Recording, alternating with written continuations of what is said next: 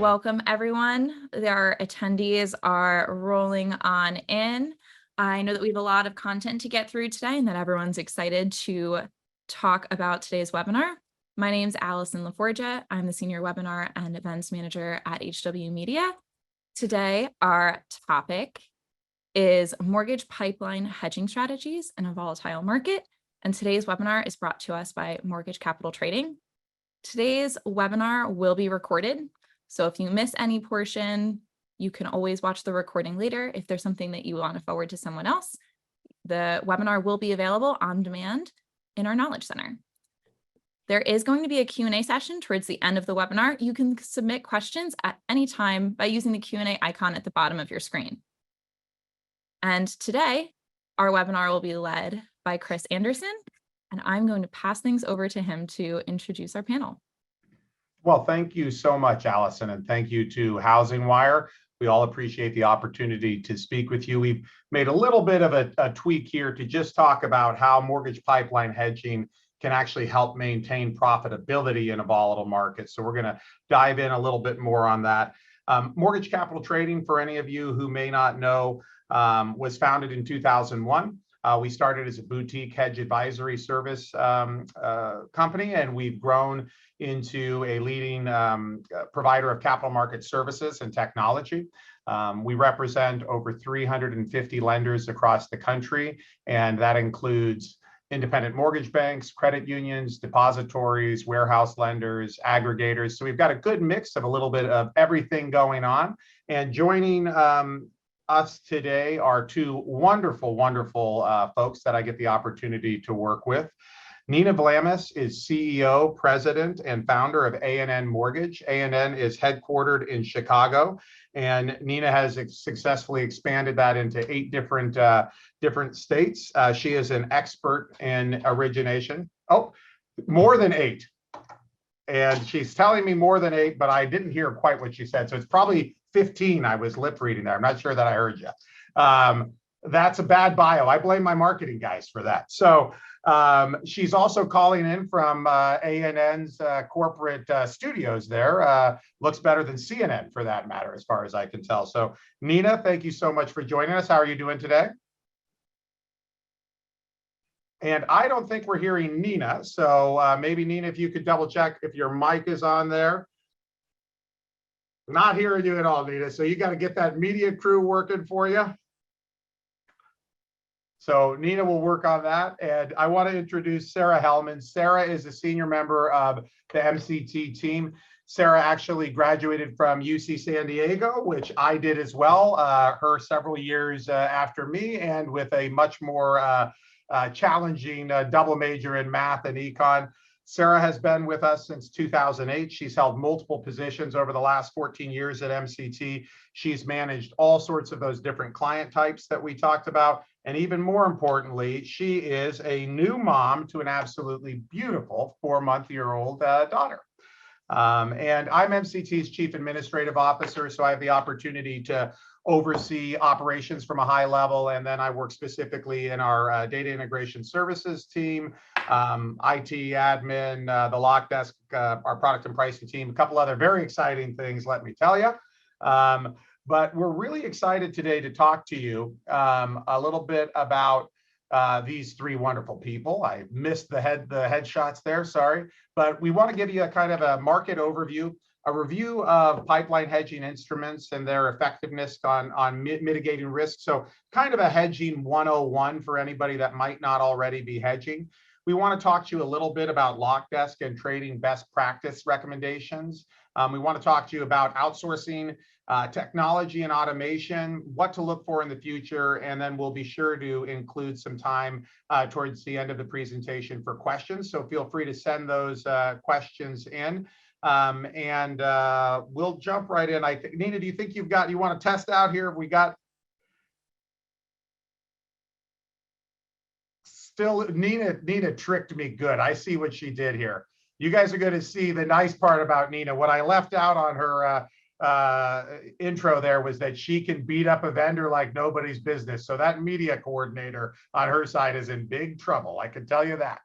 So Listen, we're all seeing the same news, and I have to tell you, HousingWire does a really great job of publishing a ton of great content. And I was remarking actually in our prep here that even I broke down and paid my full membership to get access to a few articles, but they do a really good job of getting articles out quickly and timely. And so I would encourage you, whether you're a HousingWire subscriber, you're reading Crispin, whatever you're reading, do try to make sure that you're making that part of your daily cadence to look at some of these things that are affecting you. I know everybody does that. We all hear the same news. Listen, CPI, this is from our MCT market commentary today. You can see that we're looking at CPI came in at 9.1%. We were expected to be at 8.8%. I think I have those numbers right, but basically we're looking at the highest numbers since the early 80s. So it's an interesting time out there.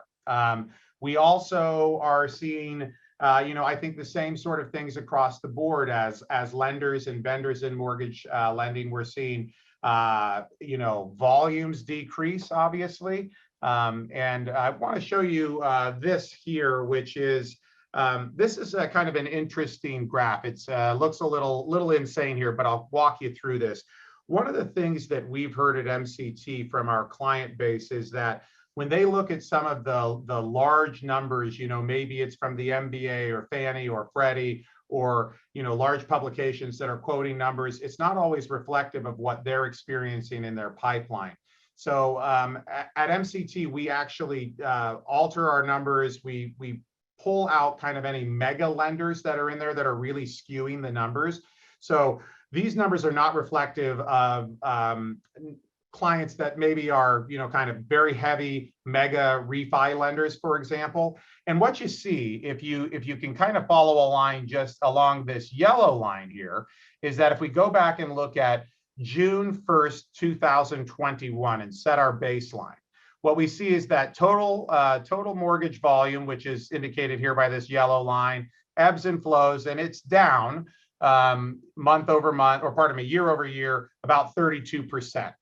You can see this green line is cash outs. That has fallen pretty dramatically. And then you can also see that rate term refis are even further down. But what is a really interesting that we see in our client base is that purchases year over year are actually not down dramatically. So we're seeing at about a 4.6% decrease. That may seem a little crazy to you when you look into the numbers. I frankly was questioning it, but dug into the details myself. And actually, Nina, in your case, if you want to hop on, I was just talking to your chief strategy officer, and your numbers on purchase are actually up slightly year over year. How's the audio coming through now?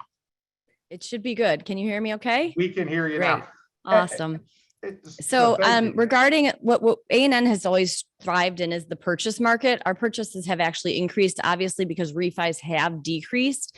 The refi boom wasn't going to last forever.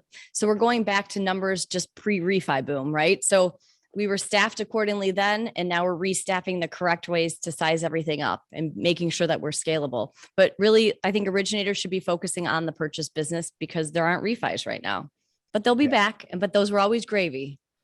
Yeah, they were gravy indeed. And yes, I'm not going to be refining my 2.99%, which I'm Right. focused high, being that I'm in this business. Sarah, is this pretty much what you're seeing? Sarah, I know you look at about 25 or 30 clients that you're overseeing. Is this pretty common for what you're seeing across your client base? Yeah, I think so. I mean, obviously, overall volumes are way down since the refis have largely disappeared, but luckily, most clients are still able to maintain a decent purchase volume. So yeah, I'd say it's about in line. Yeah, excellent. And so that's just one of the things that we kind of responded to at MCT. And I would, encourage you, whoever your business intelligence provider might be, to work with them to develop a model that really makes sense for you, so that you're excluding, lenders that are maybe really far out of, what would be a comparable client base. But this data, again, is representative of over several hundred lenders. And again, it could be an IMB, it could be,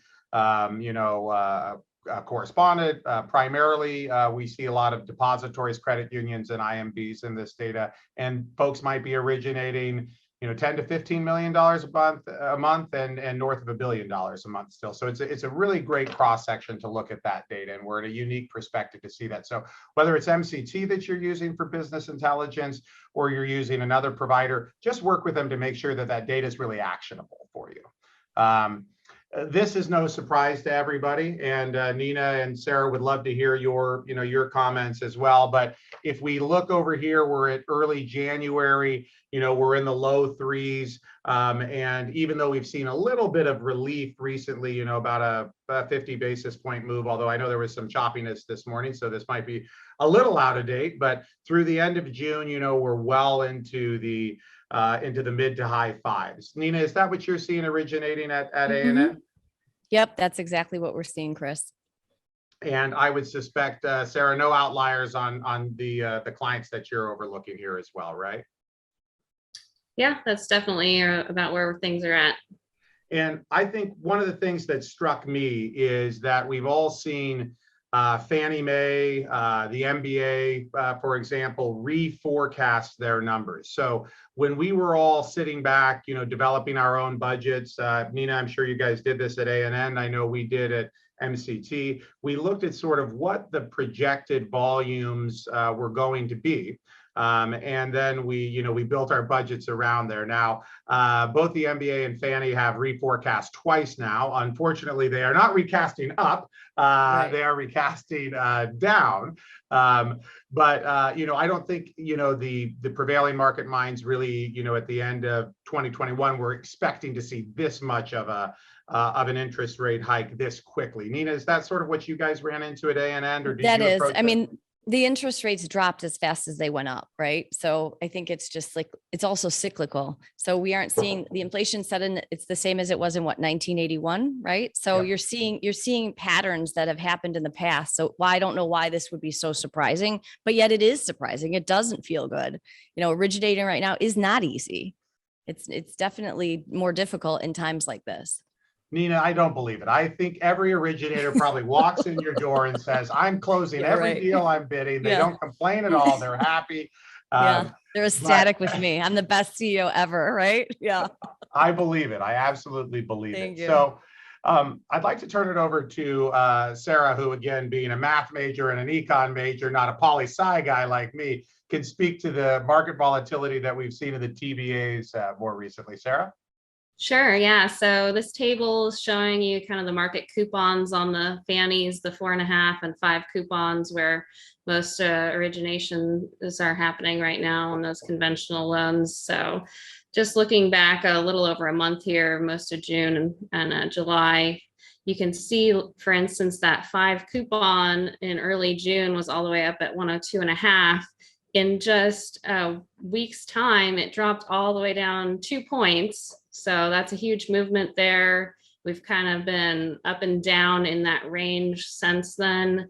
So definitely a good bit of volatility that can make things a little challenging. And even prior to June, it was pretty crazy. I know I was actually out on maternity leave during March and April and not checking the news on a super regular basis. So I check in after a few weeks and I see mortgage rates jumped a couple of points in that time frame. And I was like, oh my goodness, yeah, definitely faster than I anticipated as well. So we'll definitely have some challenges that we can go over some strategies for here.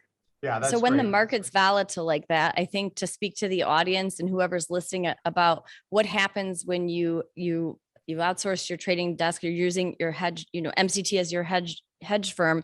What do you do to make sure that you can weather this storm of market volatility, right? If you're thinking about opening up you're thinking about using MCT to make your trades and hedge for you.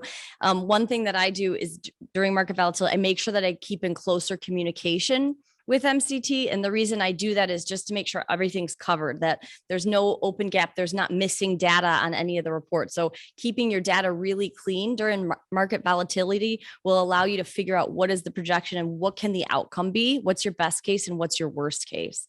So Absolutely. Volatility can be scary, but by making sure you're managing it correctly, and you can only control what you can control. You can't control everything. So don't try to. Yeah, Nina, that's a wonderful point, and I think it's one of the recommendations that we have coming forward. But whether you're using MCT or any hedge provider, you really want to make sure that A, the data is clean, and B, that you're being extra communicative in situations like this. One of the divisions that I oversee at MCT is our data integration services team. So we've got 13, 14, 15 different LOSs that we're integrated with, or proprietary systems, and just churning that data in and through, during market hours is so keenly important. But that's a great point, and thank you very much for bringing it up. I think we're going to talk too about some of the liquidity we're seeing at different coupon ranges here in a bit. So I'm probably getting ahead of myself a little bit. But what I'd love, Sarah, if you wouldn't mind doing for any of you that may not be hedging right now, just kind of giving you the basics. And a lot of this information, I was looking at the registration list. I'm glad to say there are several MCT clients on the line, but so some of this might be a little bit kind of introductory level information for you if you're already hedging. But Sarah, if you wouldn't mind just kind of walking us through the basics here, that would be great. Yeah. So hedging is going to allow your company to go from selling best efforts to instead holding those loans internally and selling them on a short-term mandatory basis instead, where you can get higher pricing. So to mitigate any risk of market movement in that interim time period between your rate lock and the loan funding, we take a short position on to be announced mortgage-backed securities. And those bonds really are a perfect vehicle for hedging your loan pipeline, because the loans eventually get slotted into the bond, that same bond. So it really has a perfect inverse movement with the market. So if the market falls and pricing on loans goes down, that bond short position that we have is going to have the exact inverse movement in the market and make up. You'll be making money on the bond side. And so it really keeps you at a market interest rate movement neutral position, and will allow you to just preserve the best effort to mandatory pickup that you're aiming to get there. Rookie move. I muted myself. I'm so sorry. What a rookie move. They warned me. So Nina, I know you've worked with a couple of different hedge providers, but before, when you were delivering just on a best efforts basis, what were some of the, the things you took into consideration about, making that transition? So what I was looking for, and one of the reasons I switched, is I wanted more flexibility in how I delivered the loans. So by going from the previous firm that I was with to MCT, the software that MCT uses is a lot more sleek. It's more robust. We're able to add in different vendors at the end that which really sharpens our pricing to be able to deliver the loans. Our back end, our post-closing department likes it because we're able to say, okay, well, we want to sell a lot to this end investor because this one is doing this right now, and so you kind of are able to adjust and make these small little tweaks that you couldn't make before. The small little tweaks, though, make a huge end result, right? So you make a milestone when you make those small tweaks. Yeah, absolutely. And I know, Nina, as an originator yourself, and frankly, as one of my very vocal originators, Nina has not been shy about getting me on the phone with some of her top producers to explain what the heck is going on in capital markets and secondary. But Nina, I think you looked at including some of your, the mandatory pickup that you were experiencing by hedging, and what were you able to do with some of that pickup as it relates to your pricing? So some of the strategies that I use, my loan officers, I like to make sure I'm passing them the best pricing for our borrowers. That's most important to me. So by passing some of those mandatory pickups, I'm giving them back to the LO. So their pricing is really, really sharp. I mean, we're not losing here for rate. Is that the right move overall? Not every single time, right? But do my LOs understand that, what, the house needs to stay intact and in check? They always have my back. That is one thing about A&N, is the LOs are very good, vice versa. So that's a big deal for me. But when I can help them and when I can see pickups, I'm absolutely making sure they have every possible product and every possible low rate that they can, so they can sell easier.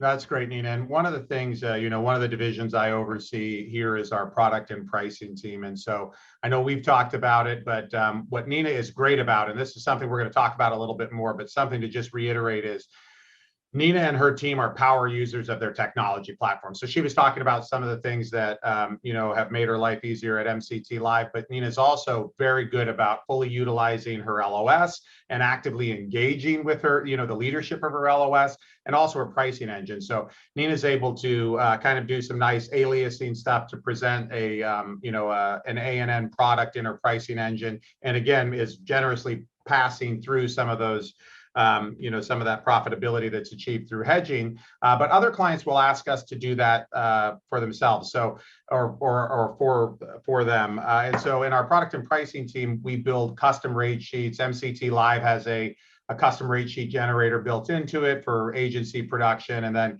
a lot of folks, we're seeing a push recently as there's been this squeeze on pricing and trying to compete with these guys that are originating so much more.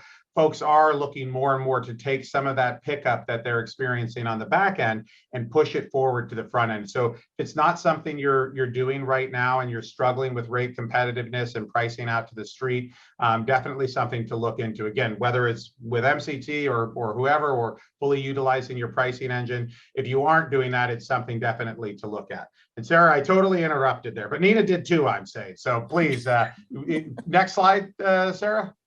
Yeah. All right. So benefits of pipeline hedging. We sort of got into this, but please walk us through this. Sure. Yeah. So I kind of mentioned before, you're going to be able to get a pickup on the way that you're selling your loans. So instead of having that best effort price and locking on a longer, like 30-day or so time frame, you can do maybe a 7-day mandatory. So that's really what your aim is, to get that pickup of the short-term mandatory delivery method. You also have the advantage of when your loan is ready to sell, you can do a best execution with all your approved investor outlets and all their types of pricing to really see who's going to offer you the best price on each individual loan, and make sure that you really are squeezing every basis point out and getting the best pricing possible. And since you don't have a lock on that loan yet, you are able to do that best X and sell it wherever it is eligible. And then I think Chris and Nina were kind of touching on how when you have mandatory pricing available to you, sometimes you can even kind of pass some of that in on the front end pricing, especially if you have agency approval with like Fannie and Freddie. They can be really aggressive on products like low loan balance, for instance. And so you might be able to get better front end pricing for your loan officers by doing that kind of strategy. There are also some other efficiencies and benefits of hedging your loan pipeline. You can do assignment of trade, which we can go into more later in the presentation as well, but it allows you to actually assign your loans into the TBA hedge position, and that helps with cash flows, and also is a cost saving way of delivering mandatory. All other efficiencies, just because since you don't have a lock on your loan early on, there's more flexibility with eligibility, and you have more leeway in how you do extensions and whatnot. So lots of benefits there.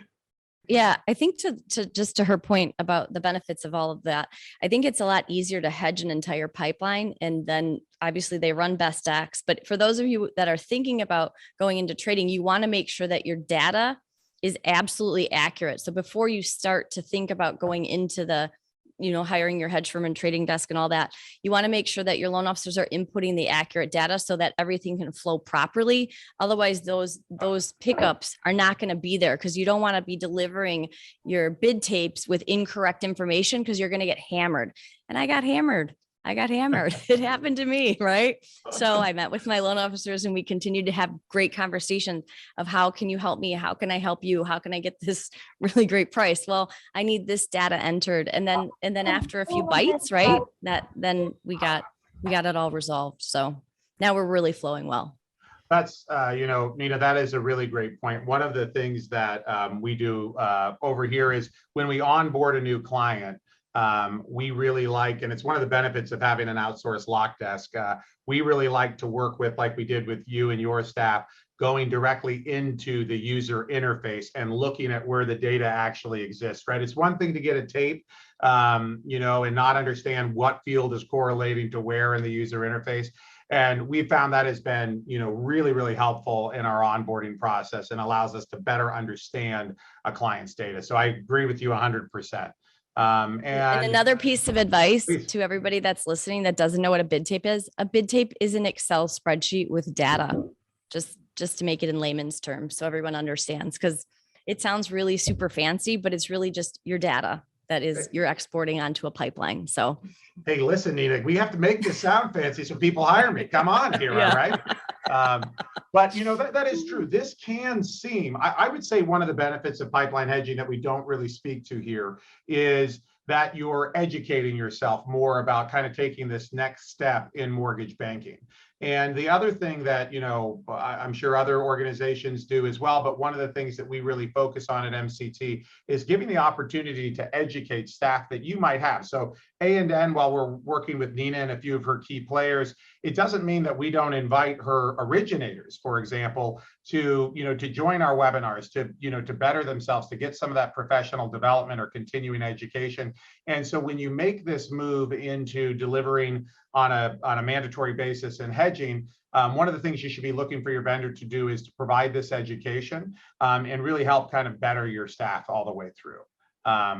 So that's another one of the ones that isn't really thought of here. But we wanted to talk a little bit about some of the recommendations that we're passing on to our clients actively. Our marketing guy is telling me I'm taking too long.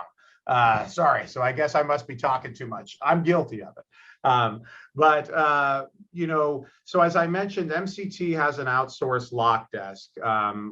Most hedge advisory firms don't really have something like this, but it's been a really great division for us. Nina actually is a client on both our lock desk side as well as our trade desk side.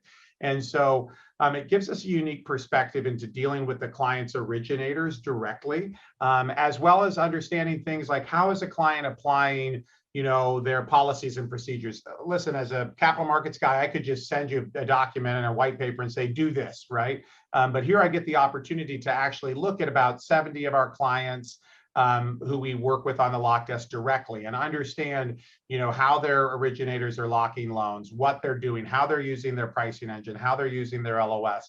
And so some of the recommendations that we pass on from our firsthand experience in this volatile market, and these are, I would really say, these are agnostic to whether you're hedging or delivering on a best efforts basis only. A lot of folks are nervous about taking anything away from the originators right now, and I can understand that. But anybody who's still offering after hour or weekend locks right now should really look at pulling that back.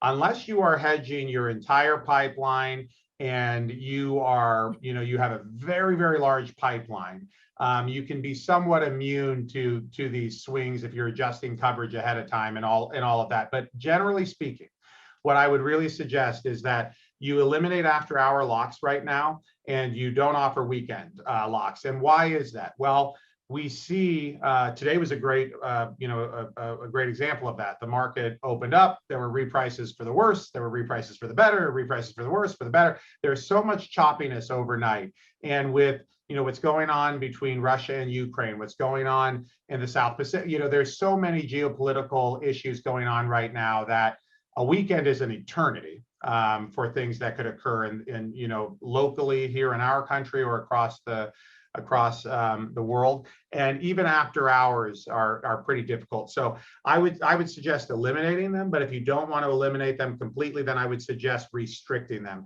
Really, nothing should be out there after 6 p.m. Pacific probably, and you only need to look to the aggregators in our space who you're locking loans with. I used to never see investors, reprice after 2 p.m. Pacific, and now you see them regularly repricing at 3, 3:34, 4:35. They're worsening their pricing, and they're doing that for a reason, because they're trying to mitigate any risks they have of hedging the production. They're locking best efforts. So if you keep them up, use your pricing engines to put in time-based hits. So anything after 2 p.m. Pacific or 4 p.m. Pacific is taking an extra hit.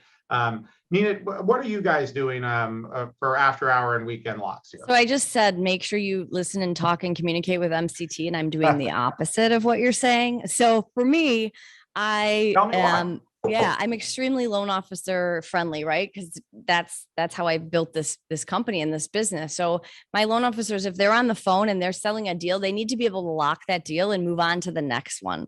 So I need to be as transparent as possible with them. If there's an issue or something's happening in Russia overseas, my guys are going to know, and girls are going to know, like, hey, pay attention. Don't fall asleep at the wheel. If you think something's happening overseas, I'm open 24/7. My A&M Blue product is open 24/7. So you're going to be able to lock and move on. But if you really think something's happening, make sure that you're protecting the house. And they are always very responsible and receptive of that, So I think that's one of the key factors, is really having great communication with your LOs during this time.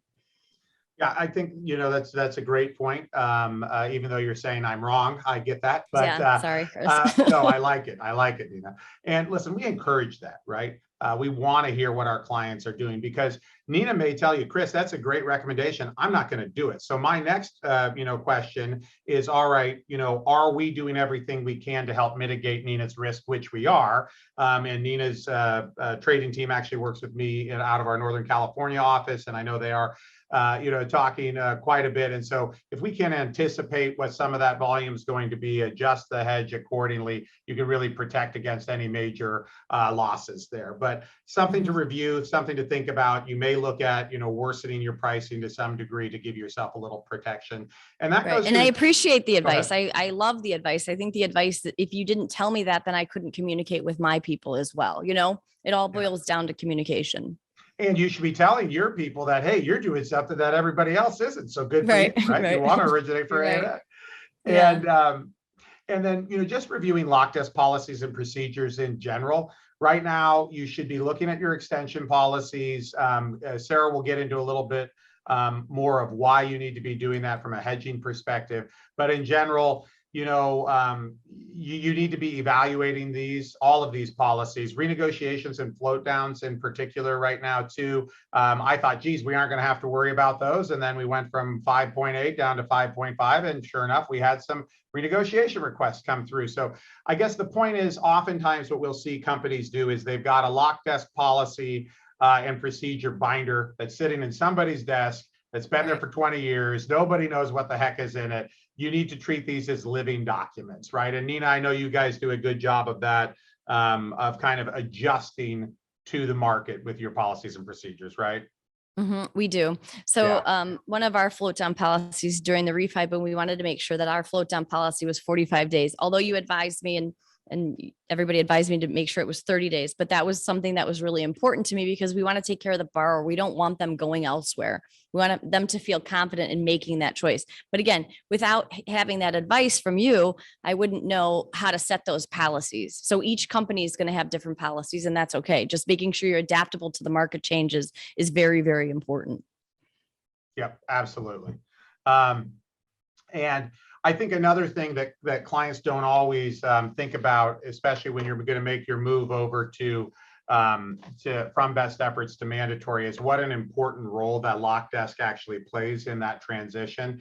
It's one of the reasons why we built out this outsourced lock desk here, but they're really your front line, your front line of defense, your first line of defense, in that you don't want to hedge absolutely every product. And so you need to, always be looking at what we call best effort guidelines here. Hey, everything goes into the hedge except these products are, we're going to lock jumbos, we're going to lock arms, best efforts. And, we've seen over the last year, some changes in the industry where maybe we stopped hedging, certain products, right? And so you need a reactive lock desk that can be communicating with the leaders at your company and your hedge advisory firm. And then, what we've seen recently is this explosion in interest rate movement. Sarah, you can speak to this too, but I mean, we were well, you might have been on maternity leave for some of it, so you missed a little bit of it, but you probably saw, we were looking at, hey, don't hedge anything over a 4.5% interest rate because, you get a little slippery in the coupon liquidity there. And now all of a sudden, it's 5.75%. There have been these major moves. And so if you aren't communicating with your lock desk, your capital markets team, your secondary marketing team, and your hedge advisor, you want them to be part of that loop. And maintaining just a guideline, a written guideline for all of our lock desk clients. We just have that, best effort guidelines. It's got an effective date and time stamp on it, and you just keep updating that as necessary. I know, Nina, we did quite a bit of that over the last year. And then I touched on this already. Nina does a great job of this, as does her staff, in particular her one of her executives, their chief strategy officer, who gets their hands into everything, is understanding the importance of the technology that we're using. Frankly, it's the way I learned, all of the different LOSs and pricing engines were, sitting in an office like this under these awful lights, gaining weight and getting gray hair by just picking through all of them. So Nina's managed to become an expert and still looks awesome. But you really need to make sure that your staff is taking advantage, whoever your pricing engine is, if it's OB, if it's lender price, if it's EPPS, if it's price my loan, if it's Poly, whoever that is, make sure that you're taking the time to get your staff to learn how to effectively use them. Oftentimes clients will come to me and say, Chris, I'm going to leave this provider because it doesn't do X, Y, and Z. And sure enough, it does. I was just on the phone with some clients over at that have Zillow's pricing engine, Marksman, and they were saying, it doesn't do X, Y, and Z. And I said, well, yeah, it absolutely does. And we got some folks on the phone, and sure enough, it was just lack of education. So, that's pretty straightforward, but sometimes we get too busy, right? And we don't have time for it. You probably have a little slack time these days, and I would suggest making the best use of it, right? Nina or Sarah, anything to add to that?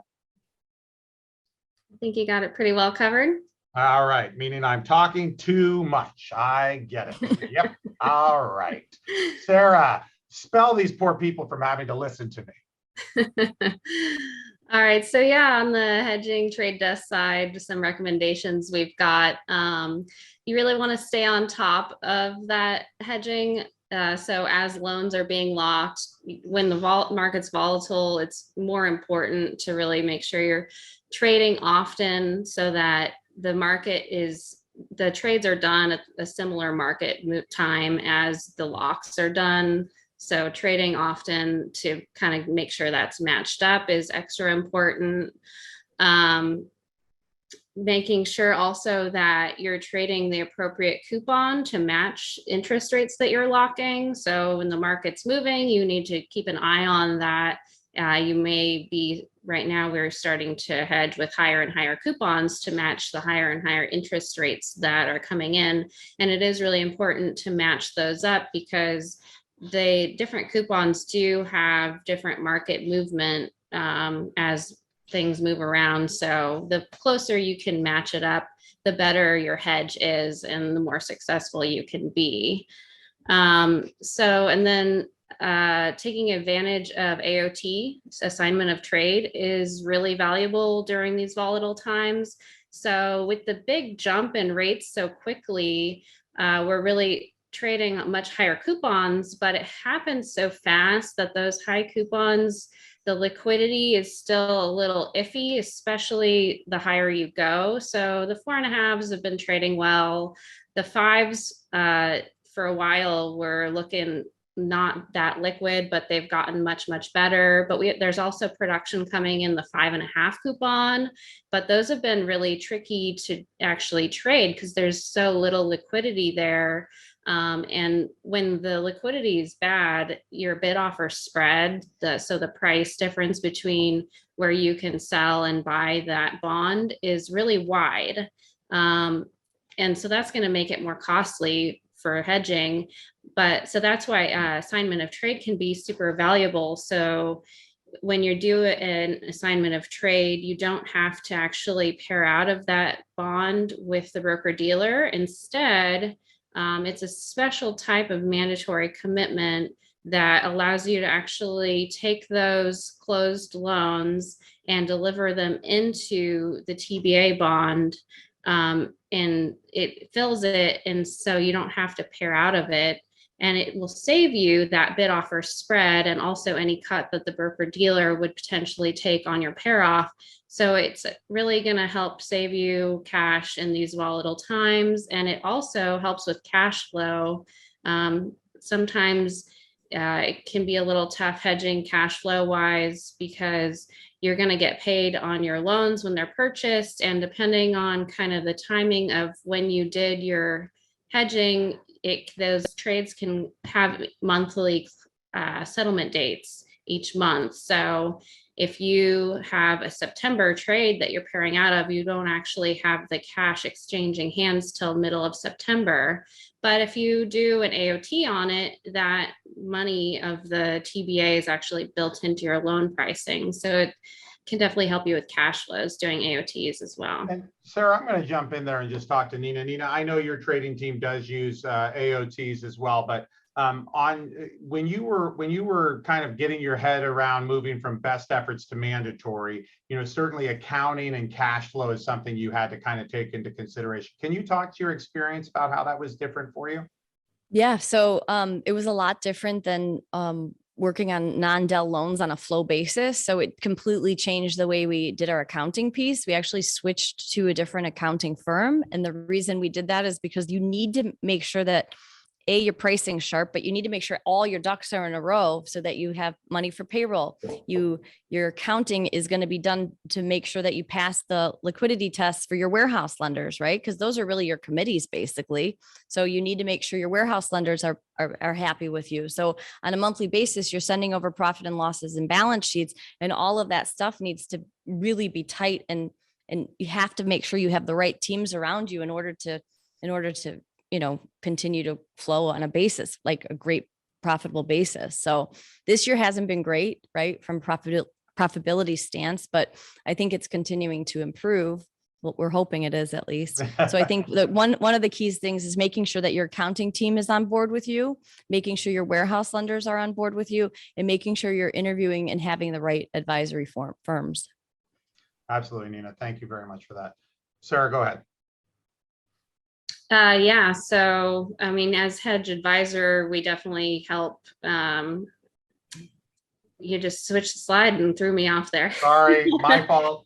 No worries. Yeah, what was we help make sure that we do sell the bonds kind of to try and time to a similar time frame of when your loans are expiring and going to be committed, to help balance out those cash flows for you too. So sorry, Chris, you can go ahead and go to the next slide. I knew it. Yeah, so I was kind of touching on this with the liquidity not as good on the higher coupons. It is making roll costs and kind of daily hedge costs more expensive. So a few things you want to keep in mind there. Make sure that you're really on top of your loan data and that you're charging appropriately for extensions. They are more expensive now than they used to be. So make sure to revisit how much you are charging for extensions, and make sure that you're really on top of your loans. And if a loan is dead, then you want to make sure it gets kicked out of your hedge pipeline as soon as you know that, because it does cost money to keep it sitting around. So the sooner that you're able to address that and get it out of the hedge, the better. So that's definitely something important to keep an eye on. Let's see. I wanted to go off. Do you mind if I go off script for just 1 second? Sure. We're talking about recommendations that Sarah and I have, but Nina, I've got a question for you. I hear it all the time. I know you hear it from your originators. They're out competing against some of these mega lenders that frankly are able to do business at a very skinny margin, right? So how do you compete with them? How do you differentiate? How do you compete with those, those big box lenders? So what we have is products that are a little bit outside the box. In addition to the products that we do on like A&M Blue and your basic Fannie Freddie stuff, we have products that are portfolio based. So, things that are 10% down on a multi-unit. They're just products that no one else has. And then we just really up our customer service level. Yeah, I would think customer service makes a huge difference. I mean, I didn't go get my loan from somewhere. I just typed in my, my data on a website there. So, Sarah, I didn't mean to cut you off. No problem. One other thing to keep an eye on is as you're doing those TBA hedge trades, you really want to keep an eye on the pricing that you're getting in this volatile market, because things can really be jumping around. So make sure that the broker dealer price that you're receiving does match up with the current market levels. And sometimes if there's some news that's just released, it gets super choppy and you might even want to wait to trade until things kind of tighten up and are less all over the place. So that's definitely another point to keep in mind. And right now, so I mentioned like the 5.5 coupon, not very liquid. Currently at MCT, we're recommending to either cross hedge that higher note rate production with the 5 coupon, or if you do know that you can do some assignment of trades on that coupon, then go ahead and hedge some production with those 5.5s that you can AOT. But the bid offer spread has just been so crazy on those that you really want to avoid having to do a traditional pair off on that coupon. Yeah, very good point, Sarah. We had a couple questions come in. One was, what's the difference between a TBA and an AOT? And I think you've done a good job of already sort of explaining that. But another question came in about how do you calculate what your extension cost should be? I know for some, or how would you calculate how much you should build in for an after hours market hit? And I can speak to some of that from, what I do is certainly I survey all of the aggregators with whom I'm ultimately selling my loan, look at their extension policies, look at their costs, and I can back into something from that. I can also look at what average reprices are occurring after market, and then what they're looking at the next day. But you can also do a lot of this by calculating kind of a hedge cost, right? Sarah, and what would you recommend there? Yeah. So as that first bullet point mentioned, it used to be around 1 basis point per day for hedge costs, but that's really increased to closer to 2 basis points per day. So you want to make sure you're charging that amount at a very minimum. And you may even want to be charging more like 3 basis points per day in this kind of market. It's kind of up to you how you want to set your policies. And it does continually change as the market moves around. So definitely something to continually talk with your hedge advisor and monitor the market to see where you want to set those costs. Yeah. And then in terms of after hours locks, if you do decide to keep those open, definitely would recommend if you can kind of estimate an average amount of volume that you think you'd bring in after hours, and you can kind of preemptively put on extra hedge coverage at the end of each day to cover that. And then beyond that, it's definitely, we'd recommend to worsen your pricing for that after hours. And as Chris mentioned, you can kind of see maybe what kind of reprices BE investors have started doing to decide how much you might want to do that by. And Nina, I'm sure you would agree that you can get away with an extension fee. You just keep pushing it until the loan officers really come after your head, right? Is that a good rule of thumb? That's there? usually it. Yeah. I think they're always after my head. Yeah. I know they are. Listen, I know we're kind of hustling on time because Nina and Sarah are talking too much. I can't help it. They're just always going on. But we wanted to talk obviously about bringing pipeline hedging, and if you aren't hedging right now, making that move from best efforts to hedging and delivering on a mandatory basis to help you kind of get every dollar you can out of every loan that you're originating. But some of the other things that you need to evaluate when you're making these moves are, what are you willing to outsource? What technology are you using? What's automated? So, I mentioned that MCT has an outsourced lock desk division. And so where it makes sense, we'll work with clients. It does not always make sense. When you're looking to outsource an operation that's going to be dealing with your originators, you need to kind of work with the business partner like A&N, and Nina and her team and I work together on the lock desk, but we have to have very clear lines about what we do and don't do with the originators. And outsource, anything to be outsourced has to be rules driven. And so as you outsource something, you want to evaluate, hey, are they going to be interacting with, my most valuable internal client, my originators, and making sure that you're making the right choice. I think, we also have a lot of folks that work with, MCT's operation is onshore, but there are a lot of clients that are outsourcing different elements of their loan manufacturing process overseas.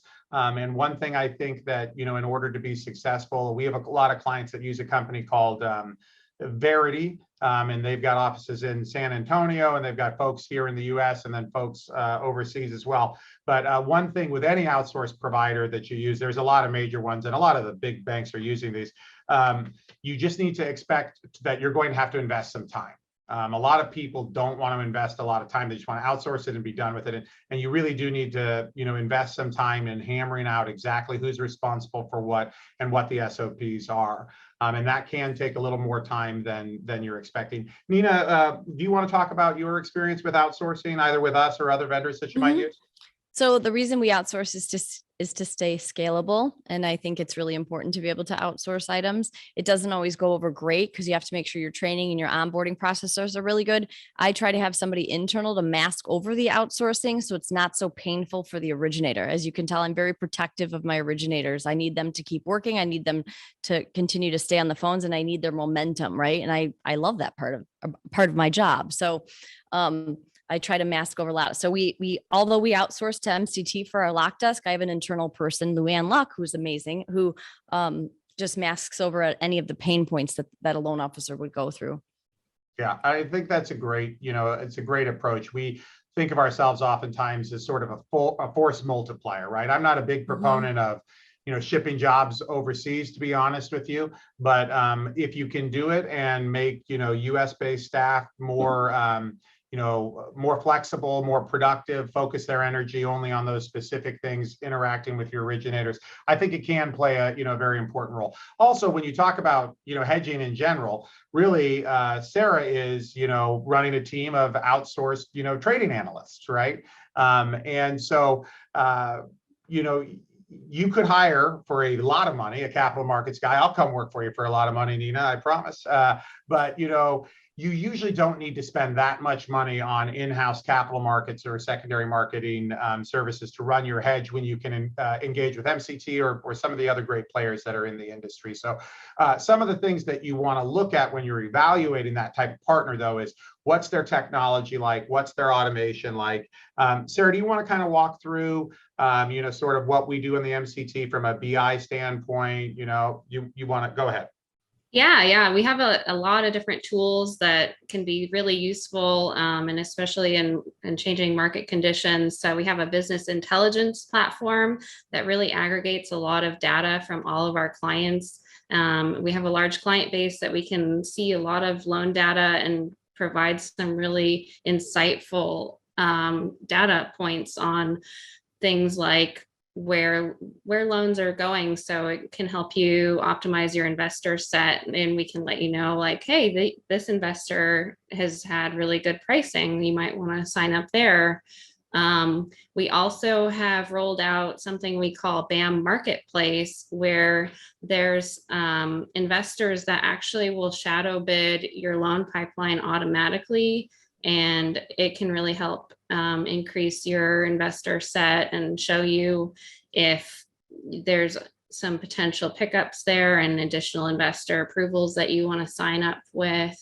Our MCT Live loan sale BAM platform also has assignment of trade automation built in, to where if you do commit your loans that way, it will automatically create the tri-party for you, and there's no additional steps. It's just integrated right in there to when you're submitting your bulk commitments. It'll bring up those TBA positions that you have available to potentially do an AOT with, and everything's done right there in the system, and makes it super easy and streamlined.